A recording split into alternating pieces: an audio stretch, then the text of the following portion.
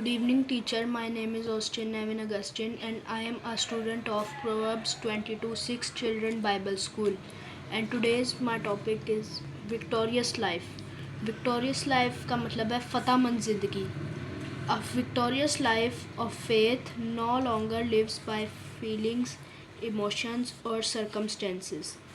It is no longer manipulated by the emotions of discouragement or depression. As people of faith, we live and abide according to what the Word of God says, not by what the circumstances says. We walk by faith and not by sight. इसका मतलब है ईमान की जीती हुई ज़िंदगी और एहसासात जज्बात या हालात से नहीं जीती जा सकती. अहले ईमान के तौर पर हम खुदा के कलाम के मुताबिक ज़िंदगी गुजारते हैं और कायम रहते हैं, ना कि हालात के मुताबिक.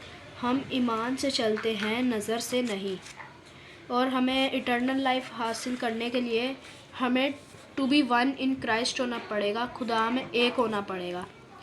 सो what do you have to do? Must undergo 3 process. I died with Christ, इसकी रेफरेंस है रोमन्स चैप्टर 6 वर्स 5, रोमियो 6 बाब 5 आयत.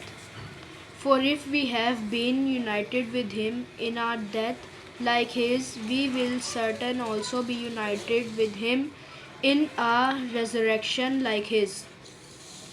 क्योंकि जब हम उसकी मौत की मुशाबत से उसके साथ पेवस्ता हो गए, तो बेशक उसके जी उठने की मुशाबत से भी उसके साथ पेवस्ता होंगे.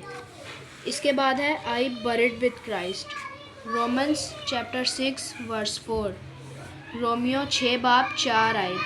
We were therefore buried with him through baptism into death, so that just as Christ was raised from the dead through the glory of the Father, we too may live in a new life. पस मौत में शामिल होने के बपतिस्मा के वसीला से हम उसके साथ दफन हुए, ताकि जिस तरह मसीह बाप के जलाल के वसीला से मुर्दों में से जलाया गया, उसी तरह हम भी नई ज़िंदगी में चलें. इसके बाद तीसरा जो प्रोसेस है वो है raised with Christ to have a new life, Romans chapter 6 verse 5, रोमियो 6 बाब 5 आयत. If we have been united with him in a death like his, we will certainly also be united with him in a resurrection like his.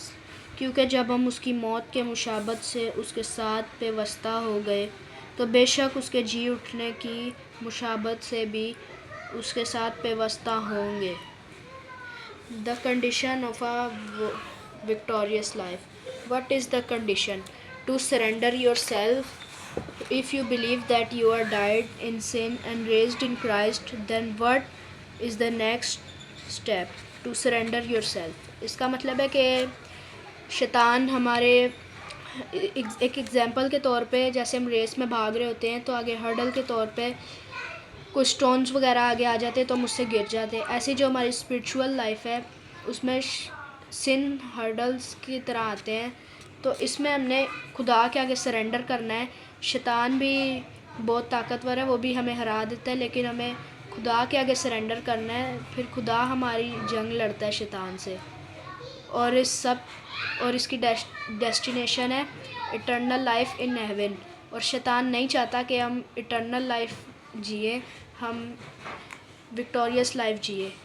तो इस सब से हम सीखते हैं कि हमें शैतान की बातों में नहीं आना, हमने खुदा के रास्ते पे चलना है, खुदा की बातों माननी है. आमीन.